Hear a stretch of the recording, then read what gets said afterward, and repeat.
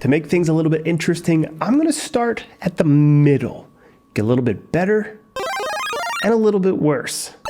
A little bit better and a little bit...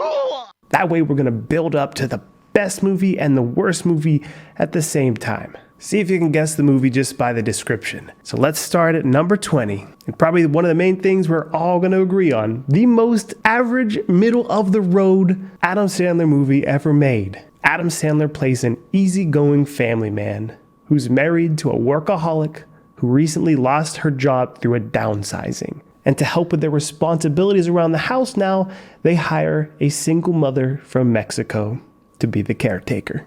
Spanglish is the perfect starting place because it's genuinely a good movie, but it won't blow you away.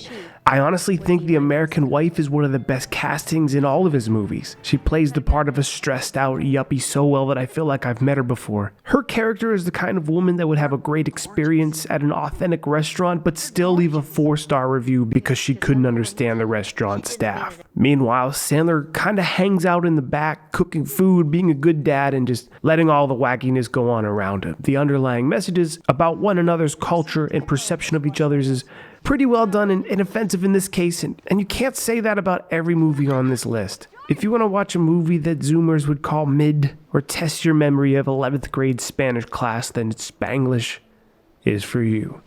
Heads up, it is over 2 hours long before the credits, so be prepared to last longer than she does.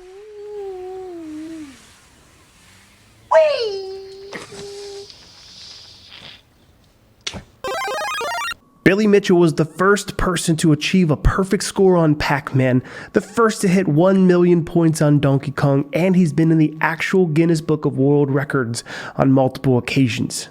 Real life person. He's arguably the greatest arcade gamer of all time, but has recently been stripped of some of his records due to allegedly cheating. Adam Sandler plays the fictional man who always lost to him. Pixels was really fun because I already knew about the Billy Mitchell drama, thanks to Carl Jobst videos, and they got freaking Peter Dinklage to play him. It's one of the best castings in all of the Sandlerverse. Who wouldn't want to play IRL Pac-Man versus an invading alien race? Race. And they're in cars. For some reason, the gunplay was giving me Starship Troopers vibes, and that's always a plus. It's one of the more playful scripts, and you could tell the cast was enjoying themselves. Fun for the whole family, enjoyable all the way through. Before I get too deep into this list, I want to explain that as I go down in ranks, it doesn't mean the movies are bad. In fact, there's probably only about 5 movies on this list that I would erase from my memory like my college party phase. Nope, nothing. The next movie is my first step down on the list, but it's a very good movie. But I'm just less likely to watch it again due to reasons we're going to be talking about. So no more interruptions. On with the chlorophyll.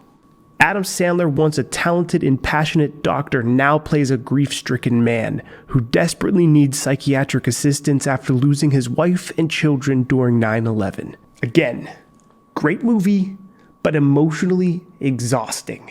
Reign Over Me is special, starring Don Cheadle, aka War Machine, who plays a successful dentist who's struggling to balance a lucrative career with the pressures of his needing family. After bumping into Sandler 5 years after the tragedy in New York, it's clear that they're now total opposites. Cheadle's character loves his family, but he's in desperate need of space, some freedom. Then there's Sandler's character, who lives however he wants, to mask the fact that he can never get back the only thing he truly cares about. So instead of making a wish on some shooting star and changing places with one another, the movie buds into a soulful buddy drama where they're just flirting with their own personal desires. Man, I don't want to spoil this one, but after multiple failed attempts at therapy, Adam breaks and delivers the single greatest monologue of his career. It is genuinely tear-jerking. Also, for my gaming friends, movies usually sweep video games aside for product placement, but Reign Over Me cleverly uses the game Shadow of Colossus as a thematic reference for each character's progression, where they're fighting against the same boss every day but getting a little bit better each time. Did you notice it? So I found that touching and tasteful. If you like melodramas, I highly recommend this one. Adam Sandler plays an average and lovable small-town guy who values a sense of community over materialism. And then he inherits $40 billion. Mr. Deeds was a perfect example of one of the movies I watched in 2002 when I was like 11 years old, and then never again unless I caught a scene or two on TV, after my mom was watching Wheel of Fortune. All I remembered was the Hawaiian punch fountain, so watching it as an adult 20 years later was a great test of time, and it passed. Mr. Deeds is great, first movie that establishes itself before introducing Sandler as the main character, and it showcases how far he's come from sketch comedy to producing full movies and sticking congruently to a story. The love interest, Winona Ryder, starts out entirely as an antagonist, a journalist using Deeds for the news scoop. Everything she does to trap Deeds backfires, and it's just relentless, goofy beatdown of their expectations until she falls in love with him over some cheesy poem. In fact, it's very cheesy. It's Parmesan. The frostbitten foot gag is still laugh out loud funny, and Cecil sits atop my Mount Rushmore of Adam Sandler's side characters. I'd love to have seen more of him. Here's a steamy kiss for engagement.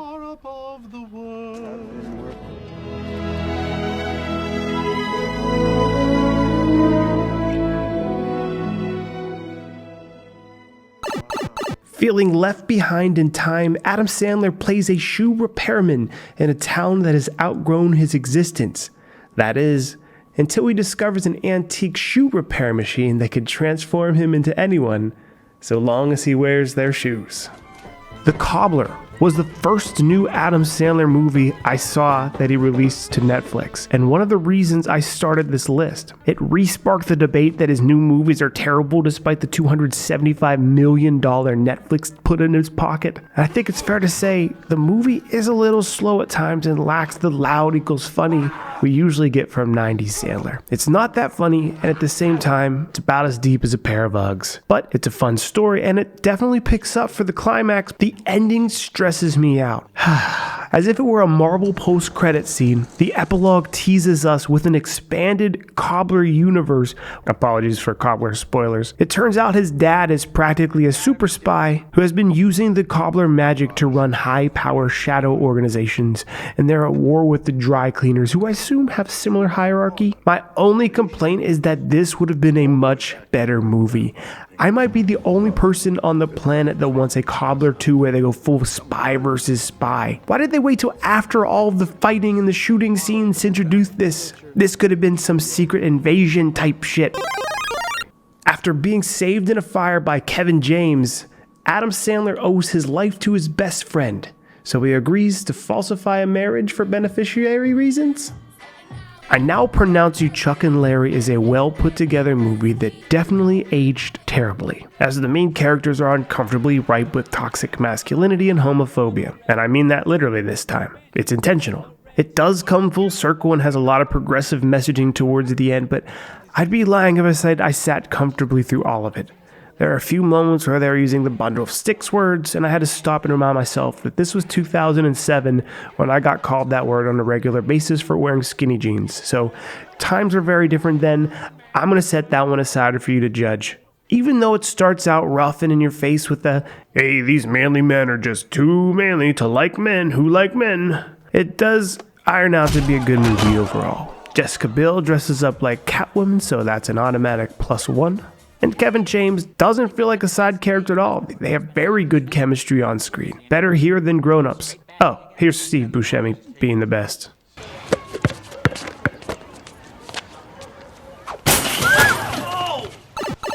Satan himself is fading away, and Adam Sandler plays one of the three sons of darkness competing for the throne. Man, Little Nicky is a classic, and I hated this movie as a kid, but again, watching it back was really entertaining. It's probably his funniest original character since Lunch Ladyland, and I never realized that he talked like this because he got hit in the face with a shovel. That probably sounded terrible, but I have a cold. It's been, 20 years? Get off me. I expected it to be lower on my list, but there are some genuinely funny moments. Of course, like the Hitler's Daily Pineapple Enema and a decent soundtrack. The only thing that honestly bothered me was the continuous Popeye's chicken advertisements. Oh my god, I just realized the guy who plays Adrian is also Sir Otto Hightower on House of the Dragons. Oh my god, and Lizardman and Rasputin. Anyways, Whitey, the basketball coach from 8 Crazy Nights, is on the courts in flesh, and freaking Chubb's cameo at the end. Little Nicky's a fun movie for people in the mood for a little bit of chaotic energy, and Have to assume it's like the Passion of the Christ for Satanists or something. Adam Sandler plays a talented detective, or so he thinks. Then him and his wife, Jennifer Aniston, are dragged into a billionaire's murder mystery. He said it! I couldn't get away from it on that script. I couldn't do it. Murder Mystery is one of the newest movies on Netflix, and it's perfect sit down and watch anytime movie. Its tongue-in-cheek take on the genre is easy to follow, entertaining, and Gaston is there to steal the show in all of his scenes.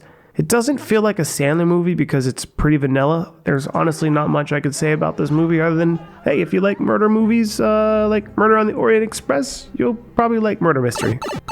David Spade plays a loser. His wife openly cheats on him with his ex and leaves Spade home alone to raise his stepkids, who also hate him. Adam Sandler plays the guy who manipulates him into faking his own death and going on an adventure. The do-over is a little bit murder mystery, a little bit don't mess with the Zohan. It's darker and more serious most of the time. The gunfights are pretty good, but it does get silly at times with the bad guys being like really wacky Bond villains from Wish.com. Aren't you a little 40 tall for gymnastics? Speaking of wishes, I'm going to take this moment to say, man, I can't see Spade in a role like this without wishing Chris Farley was co-starring somehow. Rest in peace, King. Fun movie, decent twist for the first time watch through, but not much left overall for rewatchability, unless you want some glass sprinkles. In the entertainment world, an agent is business, but a manager is family. Adam Sandler plays a Los Angeles talent manager and his most annoying character to date. Maybe second most. Sandy Wexler is loud, lies constantly for status points, and has an ear-blistering fake laugh that he does throughout the entire movie that sounds like, ha ha! And worst of all, by the end of the movie, you might actually feel bad for the guy. He manages a diverse and star-studded cast of stuntmen, a ventriloquist, and most importantly, discovering Jennifer Hudson singing in a chicken costume at Six Flags. Jennifer is ridiculously talented to the points where she almost made Cats enjoyable.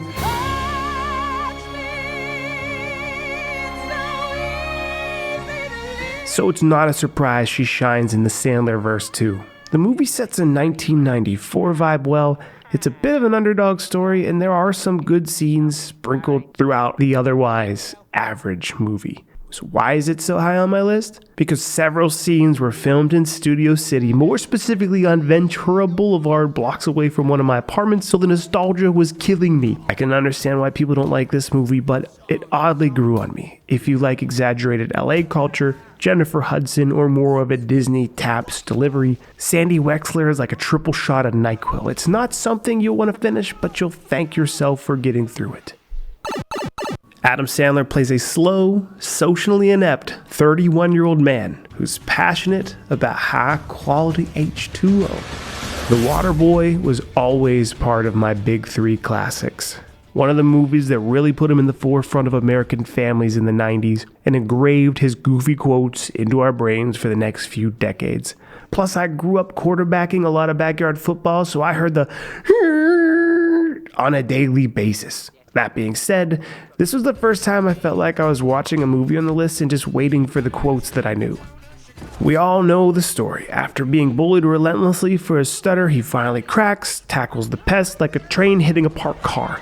This lands him a position on the team as a football player. He then uses his pent-up frustrations to visualize and attack, and it gets extremely repetitive. I prefer more scenes of him riding his tractor around and doing more stereotypical Louisiana shenanigans. Or show us a funny backstory of how he got that special water in the first place. Do they ever really explain that stuff? The scenes where he was off the field became more enjoyable than all of the other football stuff. So that was a total flip-flop of how I remember the Waterboy.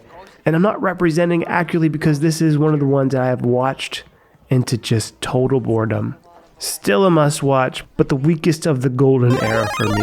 Adam Sandler plays a secretary who accidentally assaults a flight attendant and is therefore sentenced to classes for his outbursts.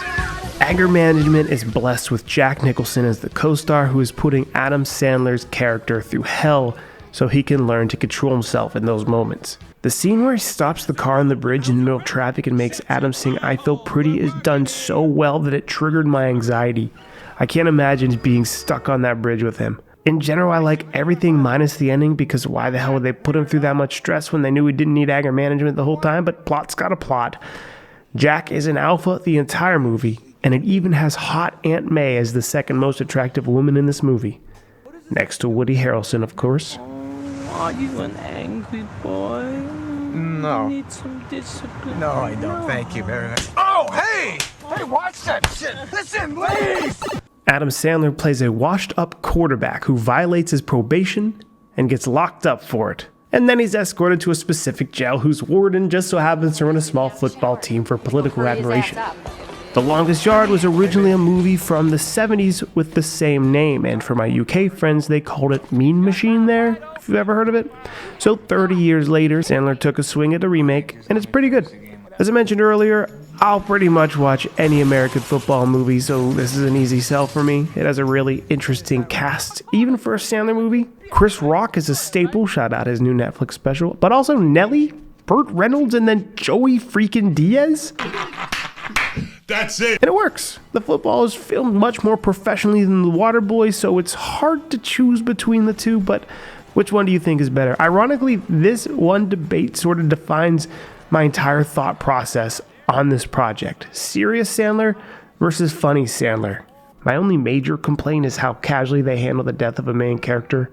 It's done really quickly, and the lack of, instant karma isn't fulfilling. So if I want jail drama, I'll just watch repeats of 60 Days In.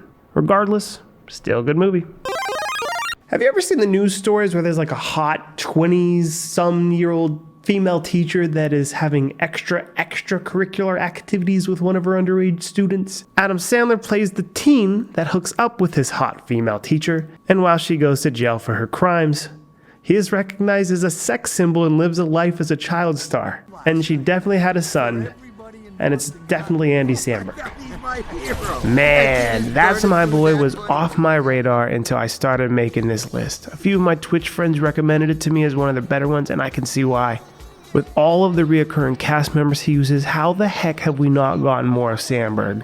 Samberg's character is ashamed of his father and does everything he can to put him and keep him out of his life, but Adam finds his way to barge back into Andy's boring, preppy fiancé life. The movie takes a few pretty epic and inappropriate twists, and this is the only movie I've actually watched a second time after making my final list so my roommate could enjoy all the ups and downs as well.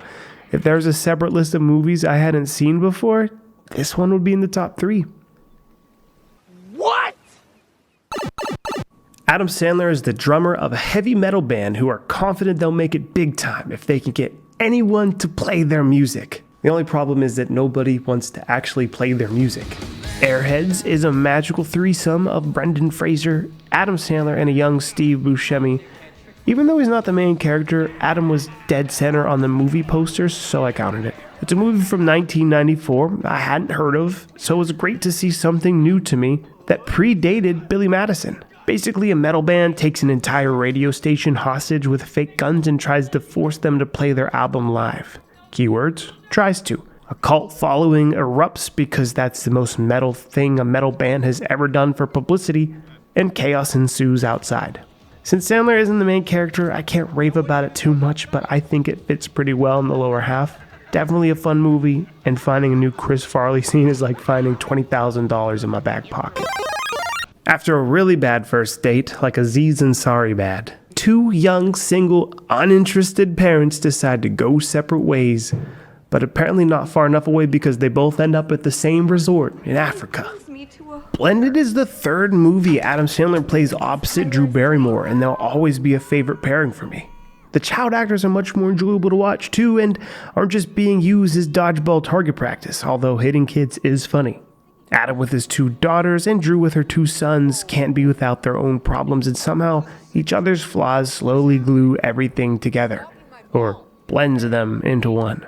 Blended, despite being heavy-handed on African stereotypes, has a surprising amount of charming moments and a lot of individual problems to overcome. The first one that comes to mind is Adam pushing Bella Thorne's character Larry to follow more masculine gender norms because he wants to make up for not having a son of his own. I think that's a pretty solid character arc for a Sandler movie. Alas, if there's anything we've learned about Bella Thorne is when Bella wants to strut, Bella goes strut. This movie isn't his best work. Also, I gotta be honest, when I used to wait tables in Los Angeles, the actress who plays ESPN and her mom were some of my Taco Tuesday regulars, and they are the nicest people in the world. Shout out. Adam Sandler plays a big-time Hollywood agent this time that reunites with his high school basketball team 30 years later after the passing of their late basketball coach. Oh, grown-ups. Now we're getting somewhere. Grown Ups is like the Avengers of the Adam Sandler movieverse. It's a massive team-up movie with friends from all over the acting and comedy world around him. David Spade, Chris Rock again, Kevin James again, always Rob Schneider, and a few more. It's an hour and 42 minutes of just non-stop jokes, and unfortunately a lot of it is quantity over quality. There are so many jokes and shticks that fell flat for me that the misses were pulling me out of the immersion. I can't believe I'm using immersion to define the Grown Up series, but I don't know how much of this was scripted and how much was ad-libbing, because they are really funny people, but it felt more like they were practicing stand-up at a small comedy club, testing the audience and seeing what lands. I loved all the parts when the rival basketball team showed up for their own reunion, and of course Steve Buscemi stole the show, as always. Can we get some love for this man? Come on. The looseness of the cast all being friends does shine through for some wholesome moments where they're roasting each other or just repeating funny voices to one another. And it's something that wouldn't be the same on script. I think the movie would benefit from cutting back some of the pork and having a couple more feel-good moments. But the movie quadrupled its budget at the box office and raked in almost $250 million in profit, so forget what I have to say. Give us Grown Up 7.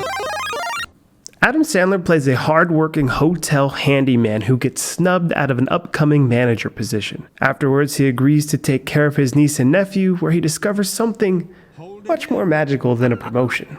Bedtime Stories is Adam Sandler's first full-length, family-friendly debut, where he babysits his sister's children, and the bedtime stories he tells them begin to come true. Well, partially. The movie does a surprisingly good job at averting expectations when kids say, "And then it starts raining gumballs." The next day he's near a bridge and a truck full of gumballs crashes above him. We as the audience understand what's happening when he in the movie does not. A very good example of dramatic irony. The bedtime stories take us on adventures through some of my favorite periods in fantasy, and honestly, made me wish there was more. Medieval, ancient Greece, and whatever this is. That's Bugsy, by the way, their big-eyed guinea pig to help keep the younger viewers engaged and probably sell more merchandise because it's Disney. I enjoyed this one more than I thought I would, and it was a relief to have some family-friendly humor for a change. If you want a movie that you can watch with the kids, they'll probably enjoy too.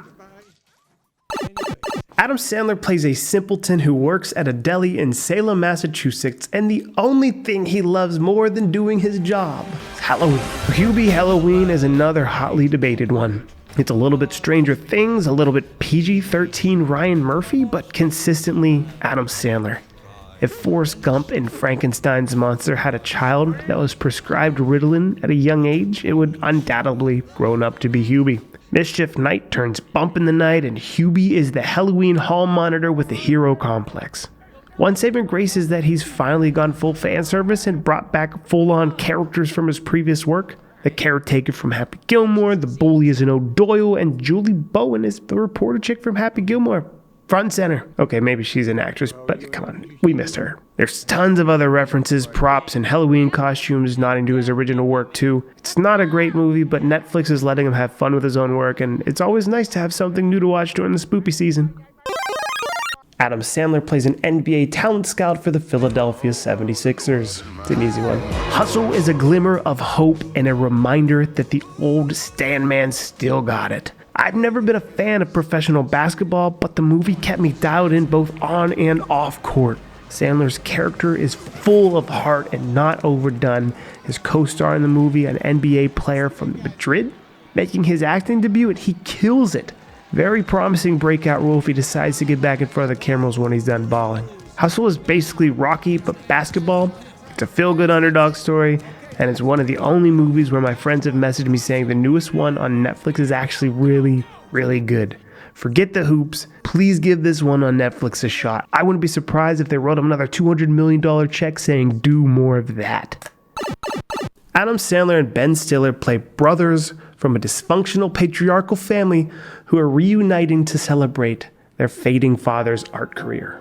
The Meyerowitz Story was a movie. That's it. Thank you everybody for watching. This is one of the more complicated movies to rate because once again, I love the cast. Sandler, Stiller, Dustin Hoffman with dementia, promising. But it's 2 hours of dialogue that makes me feel like I'm watching my own family argue over the Thanksgiving dinner. Undeniably, my favorite scene happens when they learn that their neighbor Paul once watched Jean shower outdoors when she was young, so they get revenge on him even though he's elderly and senile. Hilarious. I love this trio so much, and they reek of Bob's Burgers energy, and the movie would have been great with more of it. I guess it kind of has the opposite problem as grown-ups. I wish there was more silliness and less seriousness. But imagine those three as adults going on an adventure with the kids from like Stand By Me. Give me some organized chaos with these three goofballs.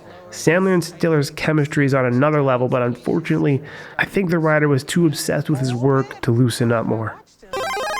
Adam Sandler plays a counter-terrorism super soldier that yearns to give up his ways of war and become a Manhattan hairstylist. You don't mess with the Zohan. It's a true statement, and it's unapologetically ridiculous. Probably a single most over-the-top movie on the list, and surprisingly, the jokes landed this time. Maybe I was a little bit tipsy with my roommate watching this one, but I constantly made her bury her face in her palms in secondhand embarrassment, which made it even funnier. There's a lot of adult humor, so I probably didn't understand it as a kid, but I'm not just a little fella no more. Scrappy Coco is basically beyond Omega level, and seeing him manhandle the bad guys if it were live-action Team America World Police got to me. I love the confidence of the Zohan. I loved watching him turn the dial to 11, and for whatever reason, none of the 39 other movies made me laugh as hard. Take this movie as seriously as Sharknado, have a drink and watch with a friend, and enjoy Foot Uppercut. Adam Sandler plays a plastic surgeon who wears a fake wedding ring to pick up women at bars until he stumbles into the one. When his web of lies begin to spin out of control, he asks his secretary Jennifer Aniston to pose as his ex-wife. Just go with it. I am nitpicking here, but I didn't grow up watching Friends or Jennifer Aniston, so the addition of her doesn't do much for me. She's fine in her role, but really you're going to pick her over Brooklyn Decker? Aniston's character has 2 kids to make the fake family stuff more complicated. The little boy was fine, but the daughter chose to do the most aggravating and stereotypical tea and crumpets accent I've ever heard throughout the entire movie. Otherwise, Nick Swartzen, I should give him some love. He has the best scenes in the movie, but there was no Steve Buscemi, and I will never get those 2 hours back. Adam Sandler plays a fast-talking jeweler in New York's famous Diamond District who has got himself in over his head in debt through his gambling addictions. Uncut Gems, to me, is a masterpiece. The movie is full of film debutantes, and you'd never guess it because the Safdie brothers are such talented directors. Julia Fox, Kevin Garnett, The Weeknd, even some of the side characters working around the Diamond District are actual shop owners from the Diamond District. They drag them into the film to make it realistic. But back to the juicy stuff. Tension builds up early and it never takes its foot off the gas. Between the fast pace, the intense language, and just rooting for Sandler's character to find his way and stop being such a dirtbag makes you forget to breathe at times. And when I say intense language, the F word alone is used 560 times at an average of 4 F-bombs per minute. That's the 4th most in any movie ever. Not saying that adds to the film's greatness, but it fits the sleazy businessman's life. I remember watching the final act in theaters during its initial release, and I left feeling like I drank 2 cups of coffee. There are reports of some audience members getting high before the show, and they were hospitalized with full-on panic attacks. In that way, it's not for everyone. But among the filmography of the Sandlerverse, it's honestly a work of art. Do not skip this one, unless you're way too high for it. Adam Sandler plays a carjacking drug dealer who befriends an undercover cop. And to be fair, this movie could probably be higher on my list. Bulletproof is a fun mid-90s action movie with great 80s violence peppered in. Co-starring Damon Wayans. God, I love Major Payne. Wayans betrays Sandler as part of a sting operation, but after an accident, rehabilitation, and a terrible love plot, Damon is back to work alongside prisoner Sandler with much bigger fish to fry. High highs and low lows, from Mad Max chase scenes to spy versus spy in a homoerotic hideout. It didn't lose my attention, but I don't see myself going back to it anytime soon. And it's your moment, Whitey. Adam Sandler plays a local nuisance who hates the holiday season because of his parents' passing, except it's animated. 8 Crazy Nights was always one of my go-tos for background noise. Even though it's a fictional character with a made-up backstory, it's very much Adam Sandler in an animated reality. He's a 33-year-old party animal who finds himself in trouble with the law, so he's given one last chance at freedom, so long as he serves his community as an assistant basketball referee.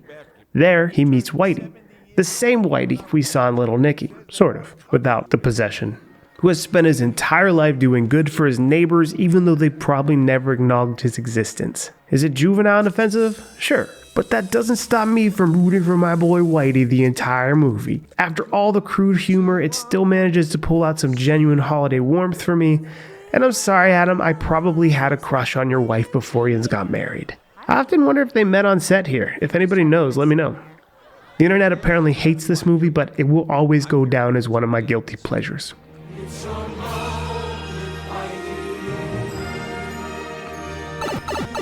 Adam Sandler plays a white man who is raised by Apache Indians. We're off to a bad start. The Ridiculous Six officially starts my bad territory on this list. It's the Sandler versus attempt at an old western, so it's a little bit Blazing Saddles, a little bit Monty Python's. I don't even know. I think that's offensive to Monty Python. To quote a better movie, they went together like lamb and tuna fish. To save his father from a group of bandits, he travels from town to town, discovering that he has 5. And each one of them, for whatever reason, puts their lives at risk, throws everything away to help some guy they just met with anything he needs. Unfortunately, none of them are funny enough to deserve their own side quest. There's a lot of fart and poop jokes, unfunny racial humor, and they even drag Taylor Lautner into the mess. Who has the best scene in the movie? Lil Pete's the man. The icing on the cake is that Rotten Tomatoes actually gave this movie a 0%, so that has to account for something. After his girlfriend tells him he's not serious enough to be in a relationship, Adam Sandler proves her wrong by basically kidnapping his friend's child and pretending to be the father. And the 25 viewers of this video sighed in relief that Big Daddy made the top 5. Big Daddy is an absolute classic. While still early into his career, I think he proved himself with this movie. Everything about it is nearly perfect. It has a ridiculous side characters, some slapstick, literally, some gross out humor, and everything you'd expect from a Sandler movie in the 90s. But it's balanced so well. It's everything all of his bad movies should be. The little boy, aka Frankenstein, is played by the famous Disney twins Cole and Dylan Sprouse, and I didn't even realize that until I made this video. They're equally adorable. The amount of warmth you'll feel for this little dude only pales to the silky campfire that is Joey Lauren Adams' voice as Layla. Such a good voice. There's not much to say without droning on about the same things. Big Daddy is the perfect representation of Happy Madison Productions at their best. If you have any friends who haven't seen an Adam Sandler movie, this is 100% the first one I would send to them. Adam Sandler plays a married man whose marriage is on the rocks from the pressures of social media. Men, Women, and Children is more of an anthology than a movie. Most of the cast is high school stereotypes, the jock, the virgin, the popular girl, but also their parents who are equally different. The catch is, all of them have underlying issues that stem from the internet. It's very 2010s with its love for social media, pop house, and indie music. It's something that you watch once and probably forget about because Black Mirror does the same style infinitely better. Dean Norris is in here, he's great, and I like this girl whoever she is, but other than that, you can definitely miss this one. Adam Sandler plays a spoiled 27-year-old dimwit, and in order to inherit his retiring father's hotel chain, he decides to go back to school. Billy Madison is probably on my Mount Rushmore of most watched movies of all time. Right between The Goblet of Fire and Ashton Kutcher's Butterfly Effect. Don't ask questions. This movie is so freaking quotable. What's not to like about a grown man-child speed-running his way through elementary school and junior high is the role that propelled him to where he is today, and whether you like his comedy or not, Billy Madison is where it all began. Chris Farley, Norm Macdonald, Steve Buscemi, and the rest of the supporting cast are amazing. All I know... That Veronica Vaughn is one piece of ace. Forgive me, Father, for this one. Adam Sandler plays a man who sells toilet plungers for a living and is regularly ridiculed and emotionally abused by his 7 sisters, and I know I'll be taking this one to the comments, so let's begin with the negatives. Punchdrunk Love was the biggest disappointment for me on the entire list, but let me explain why. I had so many comments on TikTok saying this was his best, better than Happy Gilmore, better than Uncut Gems, better than everything he's ever done. Even Guillermo del Toro vouched for this movie as one of his biggest inspirations, so the hype set my expectations high, and I struggled to finish it. If I was watching this in a theater and not for a project, I would have probably walked out around the second act. I swear to God, I've only done that once. Avatar: The Last Airbender live action.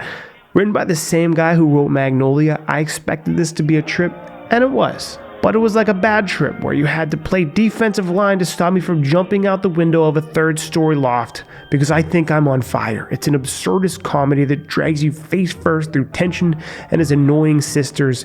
You feel bad for him getting shit on all of the time, but there's very little to enjoy for the first hour. The drawn-out scenes, the percussion Birdman soundtrack didn't work for me, and the wide angles used intentionally to make me feel claustrophobic successfully made me feel claustrophobic. I get it. It's an art house Sandler, and apparently I don't like art house Sandler. For what it's worth, I don't like pickles either. So there, it is what it is. Now, the positives. Without a doubt, this is one of Sandler's best performances of his career. Even though I didn't care for the movie, I loved watching young Adam pull out some drama. When he snaps, it isn't like anger management. It's raw and you feel for him in the moment. He's over it. When it's not just drums, John O'Brien's score sounds much better. A little more lo-fi, which gave it like an Eternal Sunshine of the Spotless Mind vibes. And the climax with the phone sex operator is amazing. I've even been quoting the "that's that" line since then. But honestly, the best thing about this movie is the theory crafting. There's a well-known theory that Adam Sandler's character is actually like a Krypton Superman figure sent to Earth, and his love interest is there to beam him up and rescue him. Look it up. It's crazy. Deserves a video on its own. TLDR, great performance by Sandler. Unenjoyable movie. If you love this one, I'm willing to give it a second shot. Convince me in the comments below. Why do you all like Punchdrunk Love so much? I'm willing to give it a second shot. It's a banger right here. It's a banger. Adam Sandler plays an actor who wants to return to his humble roots of stand-up comedy after being diagnosed with an acute strain of leukemia. Funny People is one of the most complete movies on the list. With a 2.5-hour runtime and very well thought out side characters, it was funny, moving, and clever. The movie cold opens with actual home movie footage of baby Ben Stiller, Judd Apatow, and Sandler prank calling a local deli. Not only is it funny to see how they actually goofed off growing up, but it's heartwarming to know that Judd wrote this role specifically for this cast. They grew up together. One of the main themes of this movie is how we should all value friendship and treat the ones closest to us, and you can tell that it's something he's been keeping in his back pocket for a while. Seth Rogen and Jonah Hill are really good throughout it. The Hooter sister from Big Daddy is back, and for whatever reason, Eminem hates Ray Romano. That's pretty funny. If you're at all fascinated with stand-up comedy and how they work together collaboratively to workshop their acts, or you're a Beatles fan, this one should be on your list too. If I haven't said it yet, it's the perfect movie to watch when you just want to kill an evening. Download it, watch it on a flight. One of his best.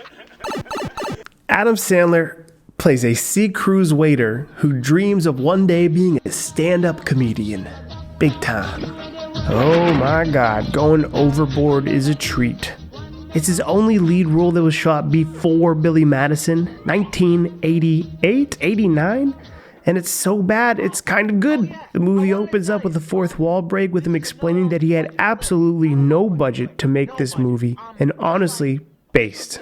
Tom Hodges, aka Lars from freaking Heavyweights, does anybody else remember that movie? Is my favorite in this, and I wish we got more of him in other movies. Going Overboard is way closer to sketch comedy than a full feature film, and you know what? I'm okay with it.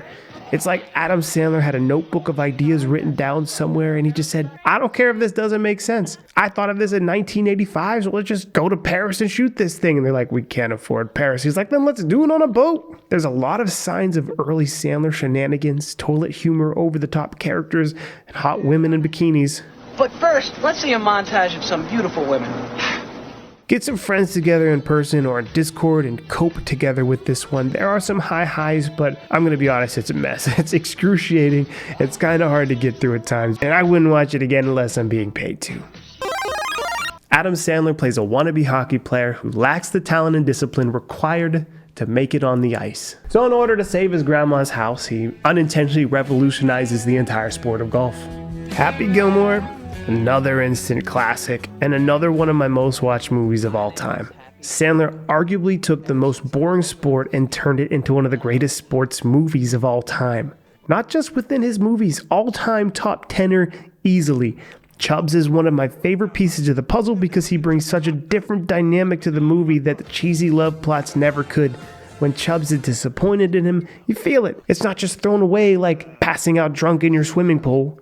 He's a mentor that believes in this lunatic, and he'd give up his other hand just to see him come through. Chubbs appreciation. Shooter McGavin still to this day talks shit to Adam Sandler over Twitter, and it's gold every time.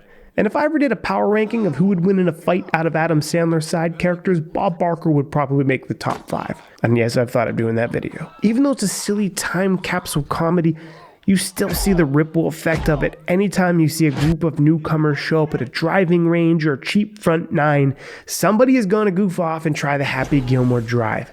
Guaranteed, there's no debate. All it took was around 100 minutes, and Adam Sandler made golf cool. I wonder if he knew just how big some of these movies would become. Adam Sandler plays a big-time Hollywood agent that reunites with his high school basketball team for another round of shenanigans after moving back to his hometown. Grown Ups 2 is painful. In the first 10 minutes of the movie, we get unfunny jokes about shitty diapers, a teenager jerking off in the shower, and the characters ham-fisting the word fugly into the script over and over because, hello, fellow kids, or something like that. I wish I was kidding, but this is the intro of the first ever Sandler sequel that made $247 million. They also turn the once lovable and level-headed wife into a total Karen because Adam's character doesn't want to have another child. He already has how many? He's good. He doesn't want another. All in the first 10 minutes. I wish I could say it gets better for the next hour and 30, but it didn't. Every character sucks more now, and they've been carelessly diluted down to the bottom of the barrel comedy where you can taste the ashy wood shavings in their jokes. I was tempting to put this movie as my least favorite, but at least it has Taylor Lautner and his fraternity playing obnoxious douchebags, and that's always funny. Adam Sandler plays a veterinarian in Hawaii who only dates visiting tourists to avoid any serious commitment. But you know what they say in Hawaii, the minute you see a beautiful woman playing with her waffles, it's all over.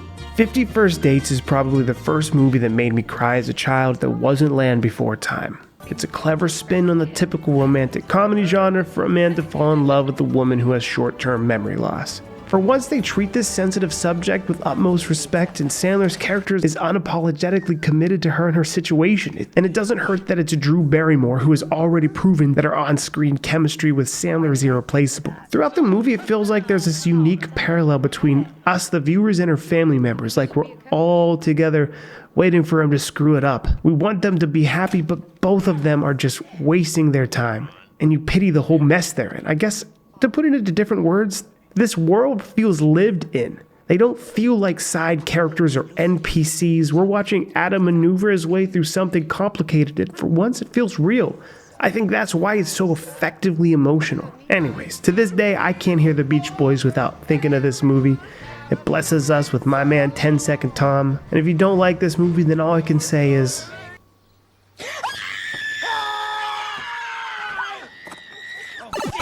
With the holidays right around the corner, Adam Sandler plays a successful ad executive who lives with his beautiful family. Adam Sandler also plays his twin sister, and oh god, here we go. Jack and Jill is notoriously one of the worst movies ever made. Before watching it, I was warned many times about how bad this one was. So you'd think it was the movie from The Ring, and at any moment, Adam Sandler with a wig was gonna crawl through my TV screen and mutilate me on the spot. But unfortunately, that never happened, and I did endure all 91 minutes of... That's the thing! Why do you put so much pressure on me? Not my finest fap. There's a really annoying callback where they keep explaining famous movie scenes and Jill doesn't know what it is. She's dumb, she's emotional, and she's the worst character Adam Sandler has ever played. Changed my mind. I don't know what they were thinking when they greenlit this, but holy shit, they got Johnny Depp and Al Pacino. I love Johnny Depp's face when Joe asked if he was in Duran Duran. And Al Pacino somehow manages to make me think I'm watching a better movie when he sings The Impossible Dream. The piano notes ringing out here and him yelling, "I'm taking the part." It's done so well it gives me chills. That's why Pacino is Hollywood royalty. He can polish a turd and sell it to you like Gwyneth Paltrow. And then they go and do this. What's my name? Dunkachino. Dunkachino. Yeah, Jack and Jill sucks. Adam Sandler plays an architect who is constantly being overworked by his boss to the point where family time is becoming scarce.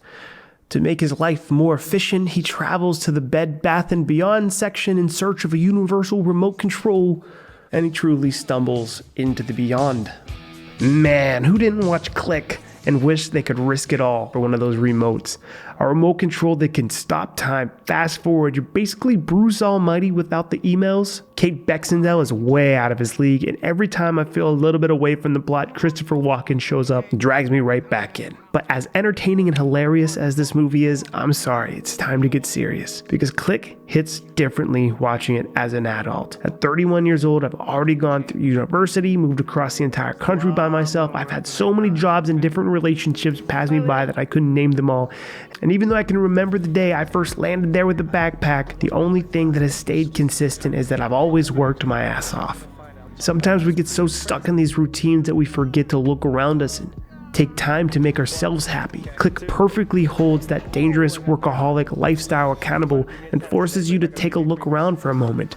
I get the same feeling every time I travel somewhere and take a personal vacation. The moments where I break my routine, I see things more clearly. I think of my family, my friends, my dreams.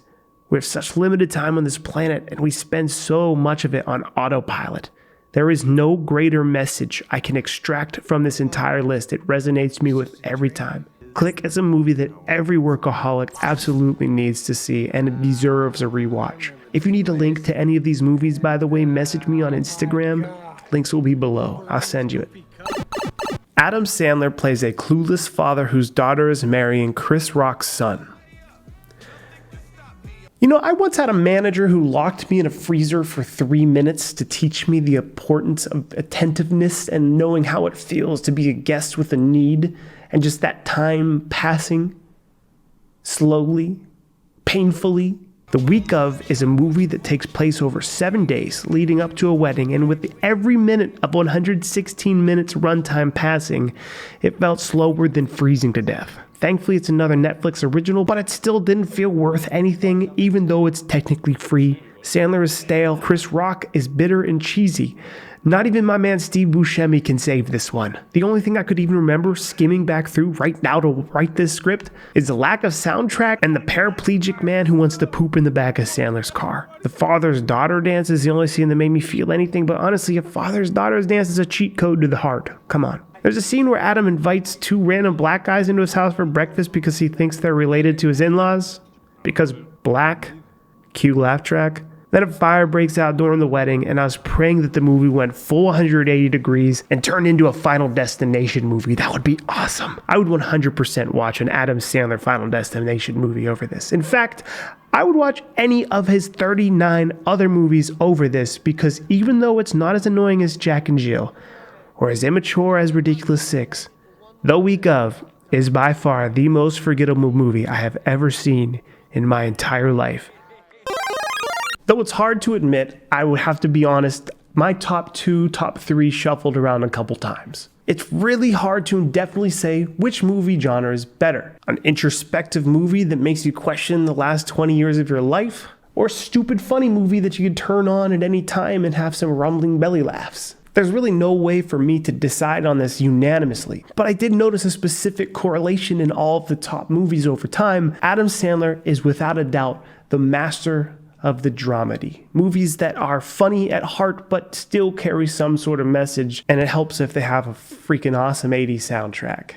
Have you already guessed what it is? Because in my opinion, One movie represents the well-roundedness, the essence of the silly Sandler-verse I've grown up to enjoy and to admire. Adam Sandler plays a wedding singer. The Wedding Singer is so good, man. And so early in his career, too. 1985 was a perfect year for this script to flourish. And to be honest, it was nice imagining the dating scene before iPhones ruined it. Can I get an amen? All of the side characters have hilarious shtigs that don't miss. Steve Buscemi is the self-proclaimed better man at his brother's wedding. Not the best man, he's the better man. Or the backup singer who only sings one Boy George song on repeat until the crowd wants to light him on fire. Adam Sandler wrote a lot of his own music, down to the Cure-inspired breakup song and the memorable outro. But before we get to that, let's address the elephant in the room. Drew Barrymore and Adam Sandler shine. I'm a sucker for a good, believable rom-com couple, and if these two told me I was part dog, I'd take myself to the veterinarian to get checked out. I can't pinpoint why I like them so much, but considering they've worked together 3 times trying to recapturing lightning in the bottle, it speaks for itself. It doesn't have as deep as a meeting as Click, but it makes up for it in Drew Barrymore feel-good happy tears. Though it's bound to change, I watched 37 movies after it, chronological order, and none of them made me feel as good as I did after watching The Wedding Singer. And that's what I want from movies and nostalgia. Oh yeah, and the outro? Adam Sandler movies are always a big part of my childhood. I'm sure I can credit him for some of the first laughs I ever shared with my brother and my father, and no ranking system or bougie movie critic will ever take that away from me. And I'm sure it's the same for some of you.